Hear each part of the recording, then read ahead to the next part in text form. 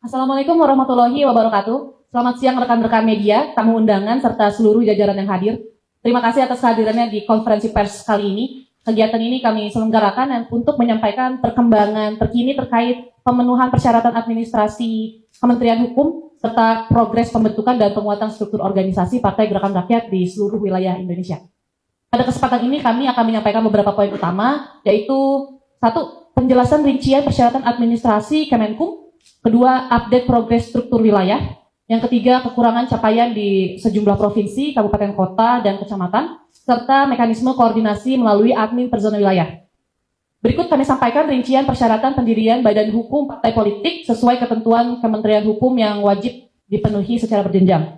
Di tingkat pusat diperlukan SK kepengurusan tingkat pusat, surat pernyataan bermaterai tidak rangka partai, fotokopi KTP pengurus, surat keterangan domisili, bukti kantor tetap tingkat pusat, nama, lambang, dan tanda gambar partai, surat permohonan pendaftaran, salinan sah akta notaris pendirian, fotokopi rekening atas nama partai, kepengurusan di seluruh provinsi, 75% kabupaten kota, dan 50% kecamatan. Di tingkat provinsi diperlukan SK kepengurusan provinsi, surat pernyataan bermaterai, fotokopi KTP, surat keberadaan kepengurusan dari Bakes Bangpol Provinsi, surat keberadaan dari Kanwil Kemenkum, surat keterangan domisili, bukti kantor tetap tingkat provinsi. Di tingkat kabupaten dan kota, persyaratan yang diperlukan adalah SK kepengurusan kabupaten kota, surat pernyataan bermaterai, fotokopi KTP, surat keberadaan dari Bakes Bangpol, surat keterangan domisili, dan bukti kantor tetap. Sementara untuk tingkat kecamatan, hanya diperlukan SK kepengurusan kecamatan, surat pernyataan bermaterai, fotokopi KTP, surat keterangan domisili dari kelurahan atau desa. Seluruh dokumen tersebut menjadi dasar utama dalam proses verifikasi Kementerian Hukum.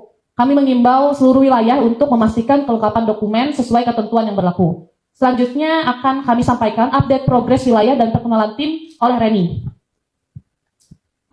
Baik, terima kasih. Perkenalkan, nama saya Reni Sintelia. Berikut kami sampaikan progres capaian struktur nasional per tanggal 31 Januari 2026. Sebagai berikut. DPW tingkat provinsi saat ini sebanyak 38 provinsi se-Indonesia. DPD tingkat kabupaten kota sebanyak 399 kota kabupaten se-Indonesia. DPC tingkat kecamatan sebanyak 1.934 dari 3.260 kecamatan.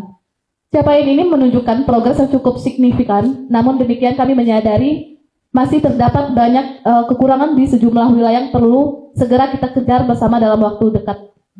Supaya upaya penguatan koordinasi wilayah, berikut kami perkenalkan admin per zona yang menjadi penanggung jawab pendamping wilayah.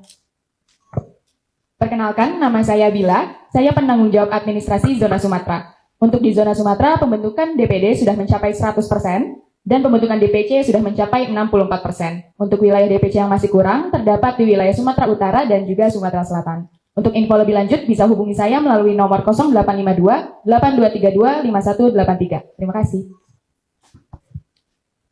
Baik, perkenalkan saya Farhan selaku penanggung jawab dalam hal administrasi zona Jawa, Bali, dan juga Nusa Tenggara. Yang dimana zona Jawa meliputi Provinsi DKI Jakarta, Jawa Barat, Jawa Tengah, Jawa Timur, Daerah Istimewa Yogyakarta, dan juga Banten. Serta provinsi dari zona Bali, Nusa Tenggara yang meliputi Bali, Nusa Tenggara Timur, dan juga Nusa Tenggara Barat. Zona Jawa DPD-nya sudah mencapai 100% dan juga DPC-nya sudah mencapai 79%. Sedangkan untuk zona Bali dan Nusa Tenggara DPD-nya sudah mencapai 69% dan juga DPC-nya sudah mencapai 24%.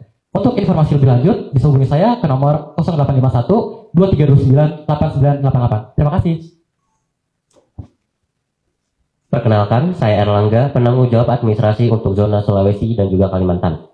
Untuk zona Sulawesi, progres keseluruhan telah mencapai 80% dengan DPW 100%, DPD 83%, dan DPC 42%. Khusus untuk Sulawesi Utara, struktur kepengurusan masih membutuhkan pemenuhan di 11 kabupaten ataupun kota. Sementara itu, untuk zona Kalimantan, proses telah mencapai 88% dengan DPW 100%, DPD 95%, dan juga DPC 50%. Adapun kekurangan saat ini terdapat pada satu DPD di Kalimantan Timur dan juga satu DPD di Kalimantan Utara. Kami optimis kekurangan tersebut dapat segera dilengkapi melalui koordinasi dan juga kerjasama yang terus kami lakukan secara optimal. Untuk informasi lebih lanjut, dapat menghubungi saya melalui 0857 7203 0734. Terima kasih. Baik, perkenalkan, saya Yuda, penanggung jawab administrasi untuk zona Maluku dan Papua. Untuk zona Maluku, progres keseluruhan telah mencapai 85% dengan rincian DPW 100%, DPD 100%, DPC 54%. Sementara itu untuk zona Papua, progres telah mencapai 81% dengan rincian DPW 100%, DPD 95%, DPC 59%. Adapun kekurangan saat ini terdapat pada 4 DPD Papua Barat dan 4 DPD Papua Tengah. Kami optimis kekurangan tersebut dapat segera dilengkapi melalui koordinasi dan kerjasama yang terus kami lakukan secara optimal. Untuk informasi lebih lanjut, koordinasi dapat menghubungi saya melalui 0889 05 92 50 94. Terima kasih. Demikian rangkaian pemaparan yang dapat kami sampaikan pada konferensi pers hari ini. Kami menegaskan komitmen untuk terus melakukan percepatan, pembenahan administrasi dan penguatan struktur organisasi hingga ke tingkat kecamatan agar seluruh persyaratan yang diberikan oleh Kementerian Hukum dapat kami penuhi secara baik dan optimal. Saat ini kami menargetkan proses pendaftaran Badan Hukum Partai Politik di Kementerian Hukum dapat dilaksanakan pada bulan Februari. Kami menyadari bahwa persyaratan yang diberikan oleh negara cukup sulit dan banyak, sehingga memerlukan kerja keras serta koordinasi yang intensif dari seluruh jajaran di pusat maupun di daerah.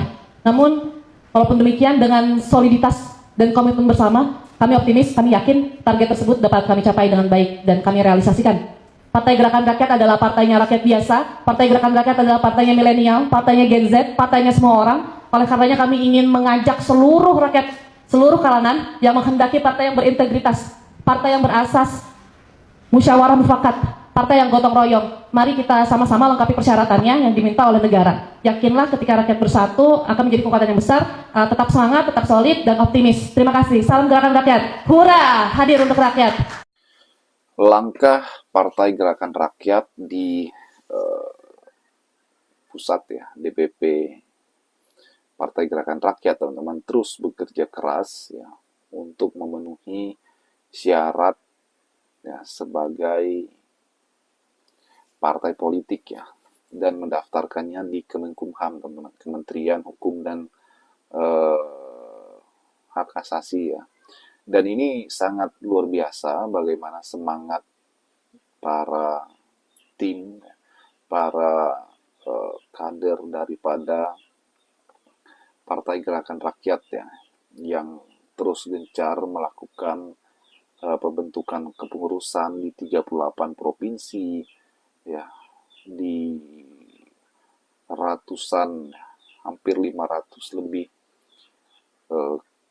kabupaten kota, kemudian kecamatan, dan ini membutuhkan kerja yang sangat ekstra, membutuhkan kerja yang sangat nyata, yang sangat-sangat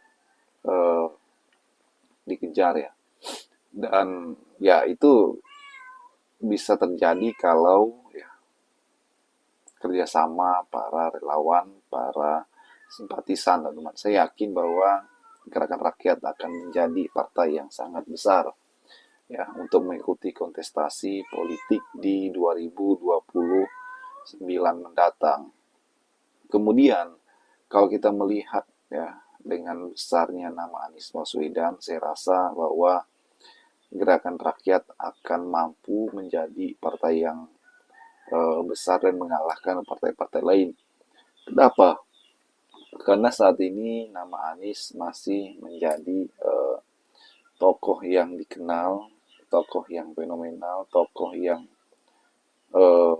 bisa saja ya mengalahkan Prabowo, teman. Sebab nama Anies ini sekarang ini ya, runner up kalau elektabilitas itu nomor 2 dari Prabowo. Prabowo itu adalah seorang petahana ya, namun nama Anies ada di sana. Ya kalau kita lihat Anies ini bukan